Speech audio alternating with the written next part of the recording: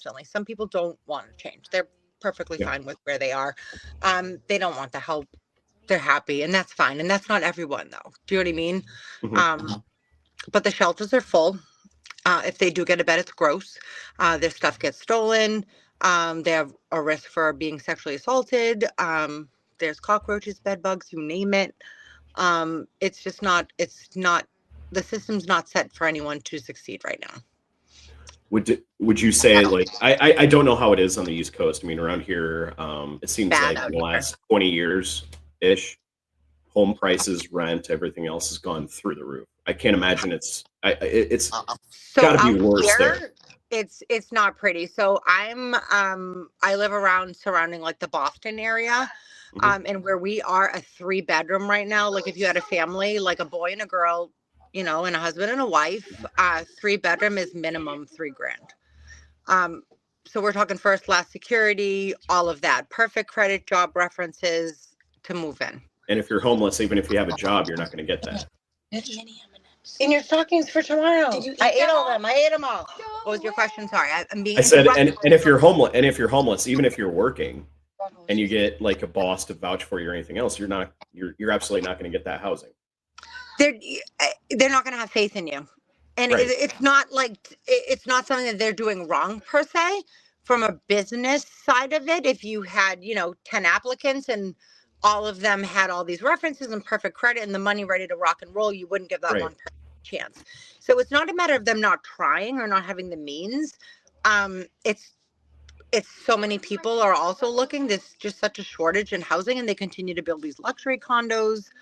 And they're just not affordable for people. I mean, they've built so many luxury condos in our area and they weren't able to rent them, and they actually Yeah. had to sublet them out to subsidized housing because they're vacant and they're not making any money.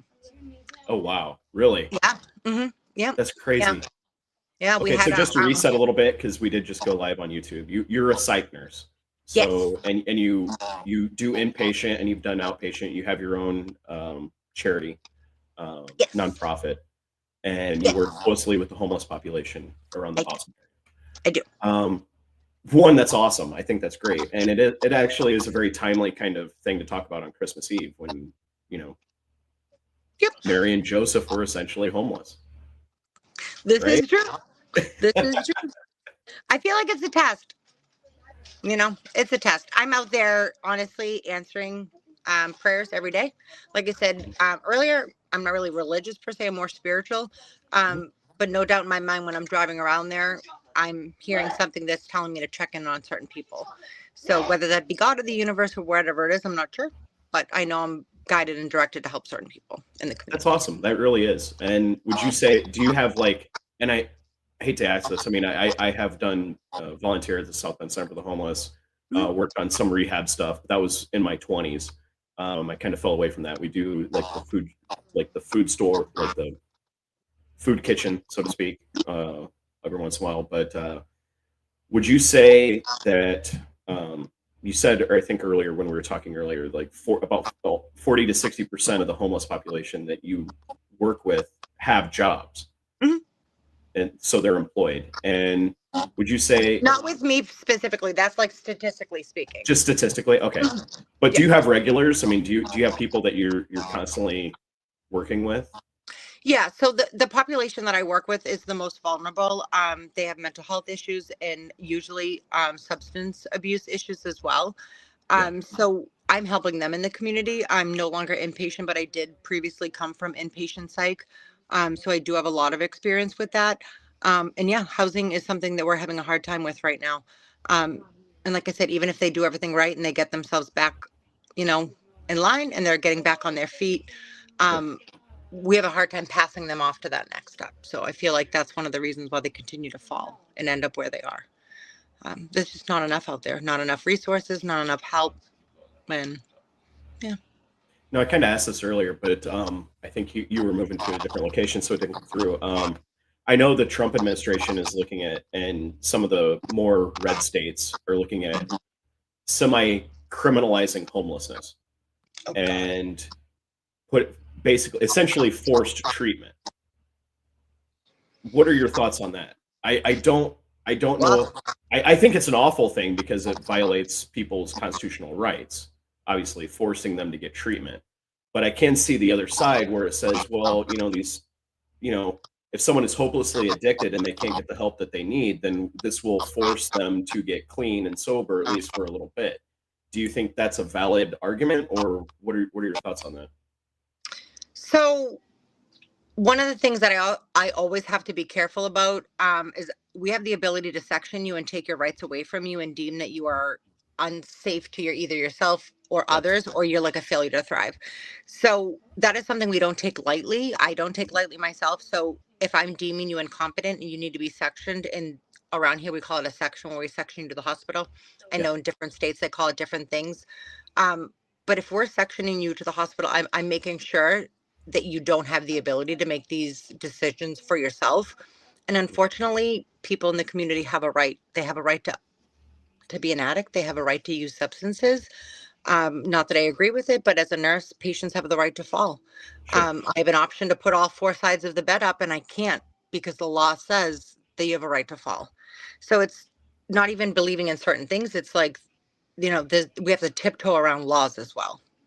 Okay. And that makes it hard. I don't think that we should ever take away anyone's right, and force them into treatment unless they're a risk to themselves or others, or it's something that it's like their self-sabotage is so bad that they have no choice. And that line is so fine, I can't define that. Like the gray area in that. And that's why I don't feel like the law could step in on that. And like the way it is now, it is very like Massachusetts rewrote it to be slightly more specific on the wording for how we can section you. You have to be like they added the word severe risk for harming yourself, or severe risk.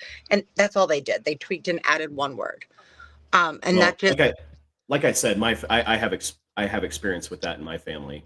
My great aunt, we had to forcibly, power of attorney, go to get power of attorney on her and force her into inpatient several times.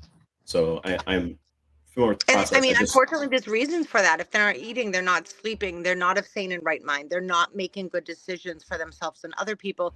And we don't want to take your rights away. But if you're someone who's manic and not taking your meds, you're not eating, you're not sleeping, you are just the same, if not worse, as being completely under the influence. Correct. So that's where the whole rights thing comes, and it's really hard to take away someone's right. And I want to make sure that when I do that, there is a severe risk for yourself or others. Oh, absolutely. It's not something that we inpatient take very lightly. Like, you have a right to use, you have a right to fuck up, you have a right to do whatever you want, as long as it's not and that's where I don't understand, because a patient medically, I've been in the nursing field for a long time. Mm-hmm. A patient has a right to not take their meds, right? If someone has AFib, they're not taking a beta blocker, they're not taking their blood thinner, they can kill themselves. That is essentially self-sabotage, to the point where they're being like, I don't care about my life anymore, I'm taking it. They have a right to do that. But if someone says, I'm going to hurt myself, we can step in and help them and change that and prevent that. So that's where I struggle, because it's very gray. Yeah.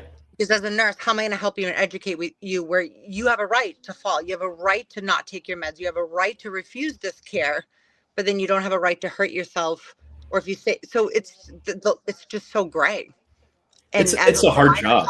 I come from a family, again, a family of nurses. The great aunt I was referencing, she was a nurse her entire life. All the women in my family have been nurses. My grandma was a nurse in World War II. She actually outranked my advocating for patient and nurse safety. Yes. And what makes sense in that gray area, because law can only define so much. Oh yeah. So who fills in that gray area is the nurses, with their experience and everything, stepping in saying, hey, this is not okay, or this needs to go this way, or that needs to go that way. But it shouldn't always fall on us, because that gray area is so gray, and it's huge. If you want to share, do you want to share the name of your nonprofit? I mean, I do get a lot of views after the live goes through, and I'll leave this up on my channel. So if you want the name of your nonprofit. It's just Healing Grounds. Healing Grounds? Okay. Yep. I have a Instagram, Facebook, TikTok, YouTube. Awesome. Yeah. So right now it's just Healing Grounds. Eventually my goal is to open up a cafe, and just pretty much have that safe spot where people can come, heal, get good, cheap food, feel welcome, feel understood, seen, type of thing. not trying to do it to get rich because that's not my goal. Sure. But that is my eventual goal right now. I'm just in the community and doing outreach that way. I That's collect the awesome. clothes, donations, and kind of just redistribute the clothing back into the community, and just kind of do outreach to anyone that kind of looks like they need a little bit of help. So that's literally what I do. Just kind of That's that awesome. person that's always cheering for them type of thing. That's So great. That's I great. have a Yeah, huge, it's kind of interesting you say cycle that. experience in my family too. So it's like, I'm built for this. So like, Yeah, I'm here for a reason. So. that's fantastic. It really is. And it's kind of interesting. It's healing grounds. We have a coffee shop here in the town that I live in. Mhm. And it's a really weird area. Like it's very conservative politically, but it's very, I don't like this coffee shop is run by the mentally uh handicapped or disabled Mhm. from a nonprofit called ADAC that helps. We have one in our area too. Yeah. So Yeah, it's no, we have one. Yeah, no, it's a nonprofit cafe and it kind of works with the yeah, youth of the community. yeah. But they actually age out at like 26. So Oh, my nonprofit, they wouldn't age out. And that's one of my things is that like if I had this cafe and I had it open, I could help with those who have suffered from addiction or maybe sure. have a criminal record and they need that second chance. Oh, that's They great. might need the That's awesome. experience. So it's like that is something that I want to do, Mhm. and be able to just kind of give back that way and just kind of have that like hub where they can come in, they can get the help, Mhm. and just kind of have that safe spot to land for a lot of people that don't have that. Well, and this is the time of year for it. I mean, this is good conversation to have because this is technically what Christmas is supposed to be about, right? Giving, the season of giving. The season of giving. Now, No, do you get donations? I mean, how does that work out for you? so actually I collect donations from the community. So like any of my friends, family, or anybody just reaches out to me. I pick them up, kind of sort through them, clean them, and redistribute them to Wow. practical things. Any monetary donations, I go ahead and just buy stuff and redistribute that. I buy a lot of like protein bars, waters, hand warmers, socks, gloves, things like that. Men's clothes is something that like large, extra large, like I never have enough. So like I have to buy that stuff. But I do, yeah, I get a lot of donations and help from the community. And I will point this out in the video because I not many people know this. And when I told my significant other Tiffany about this, she actually was just kind of like, "Oh yeah, that makes a lot of sense." I learned this with the South End women's hygienic products. People do not donate nearly enough of those. Well, what's worse is female products are twice as much as male products just Oh because they're yes, female. yep. Mm. Yeah. But I was just talking about this with my friend the other day. Because she was talking about my eyebrows, and I'm like, just go and get like the, just for men, like beard touch up. And I'm like, it's literally half off compared to like women's, and it's true. that is true. That is It's true. true. Yeah. But Sad, but true. it was once. So anybody watching after this, when it goes live, if you're donating to a women's shelter or a homeless shelter or something like that, women's feminine products, hygienic products, every time. Honestly, anything like so when I worked on an inpatient psych unit and we were run by DMH. So we're, funded. But we're only our funds are so limited. So we're providing food. We're providing all of the things that they need, but it's not enough. Like there's so many things that these people don't have that we can't afford. Like I literally take people from the streets in hospital gowns and Johnny's. Yeah. So they have nothing. Seriously? Yeah, no, I'm not. Yeah. Yeah. There's nowhere to go. You're not sick enough to be in the hospital. If you're homeless, where are you going to go? So where I worked, it was a crisis unit. And we would take referrals from the community and yeah. So they would cycle in through us and they have nothing and nowhere to go. And, you know, the program's funded by insurance and then, the government helps with some things, but it's not enough for these people. It really isn't. Now, see, I'll say this as someone who was Republican all my life and conservative and everything else, and healthcare is always one of those big things. I thought Massachusetts had like the most like socialist, like socialist, We do. liberal, healthcare plan in the United States, and We do. it's not even making a dent on any of this. It is, but there's not enough resources. There's just not enough beds. There's not enough housing. There's just not enough. And we're also one of those sanctuary states. So a lot of people do immigrate to our state. And because we have these resources, and I can honestly say, in this area working psych for so long, we have people come from across the country. Like, where are you from? Montana, Wisconsin. Like, Oh my how did you get here? And it's because our state is really well at managing the mental health. No other states in the country help with mental health like we do. Some of the states it's unheard of. They don't have any wow. services at all. We have DMH that manages these patients and pays for them and helps them. States don't have that. They don't even acknowledge mental health. So a lot of people come from across the country to our state because we have good mental health services here that other states don't honor Yeah. at all. So yeah, we get people from all over the country. Just for mental health. Yep. Yeah. That's crazy. There's other states, you know, we have what's called, in here, we have the Department of Mental Health that would actually step in and care for them. So you'll get, you know, benefits from the state, Social Security and such, but we have what's called a rep payee, where the money goes to them and they help you manage it, help you pay your bills, or you live in a group home or something like that. Oh, wow. And you have people in the community that help manage you and take care of you. Yeah. So we have programs like that in Massachusetts, and they don't have programs like that in the other states. That's so cool. Yeah, I mean, it's really weird because I feel like in Indiana we have that. But see, I worked in our, my family, my grandfather had a pharmacy, and it was Smucker. It was the pharmacy here in town. And my uncle then ran it when my grandfather passed. But I worked there in the soda fountain and on the pharmacy and everything else. And there was a group home. So here they didn't age out. I mean, there was some of the mentally handicapped in the group home that were there. I mean, they loved me. I mean, then later on when I did Special Olympics, they were there at the Special Olympics thing and remembered me, and it was crazy. You don't age out of a group home. And that one specific cafe you don't. The one specific cafe that I was talking about in my territory that they age out of that program, which is what prompted me to open mine. Because those people past 27 need a place to, you know, kind of go. Sure. But in group homes and such, you don't age out of that in this state. Really? No matter how old you are, you're placed in a group home and you're cared for.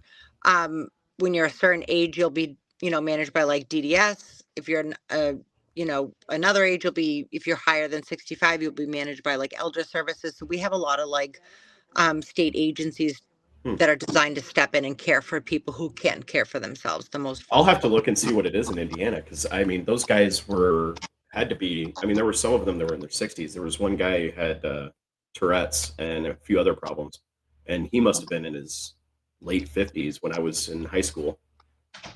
I've seen a lot of people circle through the system and kind of get missed.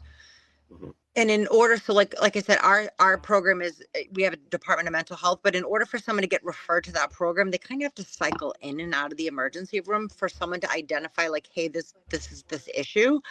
So I've often had people pop in onto my unit where I've never met them, and they're 50 years old. They don't have any services. And I'm like, how are you schizophrenic? You're homeless. You've been like this for this long. Like, how have you gotten under the radar? So it does happen.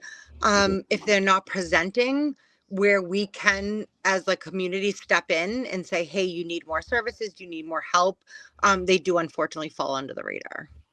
Yeah. Wow. But and Massachusetts is supposed to be the most liberal socialist healthcare system in the United States. We are, but like, you know, we can't find people who don't want to be found or helped. You know what I mean? So it's like, they have to present to the emergency room so many times. No, don't get me wrong. Say, you know, and trigger that red so flag. When I say that, it's not necessarily a criticism. It's just like the argument against, like, oh, Massachusetts, liberal, socialism, everything else. And if you're having problems there with this and things, we have many problems. What's it like in other states that don't have any of those guardrails? Probably worse. I can only imagine, because I've like heard about Washington. I've heard about California and Skid Row and all of that. I mean, we have that here in Boston. It's called Mass and Cass. It's Mass Ave, and there's a few methadone clinics within like a mile there, and they literally call it Mass and Cass, and it's, you know, similar to what they refer to in LA as Skid Row. And they've done a few things, you know, like they've cleared them out in Massachusetts, and literally came with people and told them to leave. I don't necessarily know where they went, but I know that it didn't really change anything. They're still there, and the need is still there. So it didn't really change anything per se, but we are trying. We are very liberal, yes, in this state, absolutely. Massachusetts, like in Boston, they have pretty much safe spots where you can go and use. Oh, Um, really? oh yeah, yeah. Um, where you can go and use drugs. That way, if you did overdose or you needed help, they can step in and help. Yeah. Makes sense. I know. Oh, the name Oh, escapes we me right also now. have like a Naloxone? Is it oh yeah, yeah, yeah. Naloxone? That not Yeah. that reverses it, yeah. But Yes. there's also around here, I want to say it's like called Not Alone or something. So like say you're Oh, in active addiction and you're using by yourself, you actually call this phone number and they'll stay on the line with you. And then God forbid you don't respond, they actually send emergency services to you. So wow. yeah, and yeah, Massachusetts, we have a lot of services like that to help with this. Yeah. That's interesting. I wonder if that, I mean, I wonder if the data shows like overdose deaths or something like that in Massachusetts are way lower than elsewhere. Without looking, I don't know that I would say yes. I do know that, unfortunately, we've saved people with Narcan and they go, come out and go ahead and reuse. And we've had to, Narcan the same person 3 times in one night. So I don't know if Is those that numbers will, yeah, holy crap? no, Really? yeah, yeah. So I don't know if those numbers will like show that. But just even having that drug available to help people is so important. So they have that available. A lot of people around here are trained. It's readily available everywhere and anywhere publicly. Any public facility, they have it. Yeah. That's pretty cool. I mean, I carry it around in my Michigan, I think backpack. Michigan has something similar. That's just I just say that because it's close. It's close to Indiana, so I see Um, I like Here in wrestling. Mass, you can actually get like I can get it through my own insurance and just ask for Narcan, and they'll just give it to me and bill my insurance for it. So you don't even need a prescription out here just to protect people. And I think they passed something that if you are prescribed like anything like that, an opiate, they do have to give you like a Narcan prescription as well. Really, Yeah, it's one of the things that we're trying to that seems do. Like, incredibly useful, actually. well, honestly, being a nurse for so long, I know people. People are like, "Oh, Narcan, Narcan. Why are we doing that? We're making them become Superman, and they're invincible." But Narcan is used for many other reasons. I've had patients that have had surgeries, and I'm there post-op, and they're in so much pain, and they switch to methadone, and methadone is different. It's stored in your fat. So you slowly overdose. And I know Oh people that yeah. have been transitioned to oxycodone to Yep. methadone tablets and they slowly And they take. overdose. Yep. And it's not that they're not abusing drugs, they're not doing anything like that, but it's just processed differently. And Correct. I've Narcaned many people in the home or in facilities that their doctor increased their pain meds because they were in pain, but they did overdose. Mhm. So I mean, it's needed regardless. Well, everybody reacts differently to drugs. I mean, that's just Absolutely. biology. That's Oh, just I've had biology. patients that were in a nursing home that were yelling at me because they were in so much pain and they were yelling at me to come give them meds. And I was like, "You're next. I promise I'll be right there." And by the time I went in, they were overdosed and I had to give them a full Narcan dose IM because their doctor increased their methadone days prior and it slowly builds up. So it does affect people differently. I know people that can take large amounts of methadone, it doesn't affect them at all. I know people that have taken 10 milligrams 3 times a day and they've overdosed. So everyone is completely different biochemically. Oh, Everyone of course. responds differently, for sure. I was a biochemistry major in college for I love a it. second. Trying to explain that to somebody. When you're like, okay, take these meds for depression. They will help Yep. you and make you feel better. And we can't guarantee that. Well, that was my great aunt. Her lithium levels had to be adjusted every couple years because it was Well, just yeah, that has it to would be process checked differently. just because it's a salt. So Yeah. it's not like a drug. It's just a salt. So we Correct. do have to check that because lithium follows salt because it is a salt. So with your lithium levels, we also have to check your sodium levels because they can be off and one can affect the other. I actually did not know that. Thank you Yeah. for sharing. I Yeah, didn't. lithium is a salt. I know it Yeah. was always a constant thing. Like she has to have her lithium levels checked. Yeah, so we check your lithium levels, but lithium itself is an actual salt. Mhm. So Yes. because it's a salt, when we're giving you lithium, we have to constantly monitor your sodium levels to make sure. And I want to say, don't quote me, it's like an inverse relationship. So if your sodium's too high, it'll like make your lithium drop too low type of thing. So we're constantly having to monitor both. I seem to recall it Yep. was there was something related to her diet that It can affect your sodium level. yeah, and there was something she couldn't take because it would cause the lithium not to be biologically available, and it was common. I forget what it was.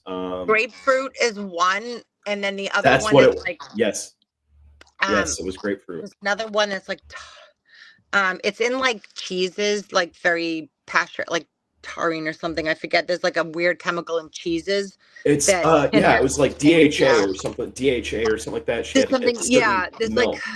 with certain psych meds, and Yes. it'll affect that, and I can't think because I am tired. No, I'm actually going to let you go soon because it's Christmas Eve and this is a semi. It is Christmas Eve, but I will be available for you in the future if you want to. Oh, absolutely. No, I love this conversation. This is great. But my tags are Healing Grounds, and I think I Okay. did Lynn for my Instagram and tag on my Instagram, Facebook, and then my YouTube is Hood Hippie. All right. Well, Hood Hippie, thank you very much and have a great Christmas Eve. I appreciate it. You as well. Go take care of Mary and Joseph. The homeless. Gonna be crowning soon. That is such a nurse thing to say. I know, isn't it? Oh my gosh. Have a good night. Thank you. You as well. Merry Christmas. Merry Christmas. Bye. Bye. How do I end this?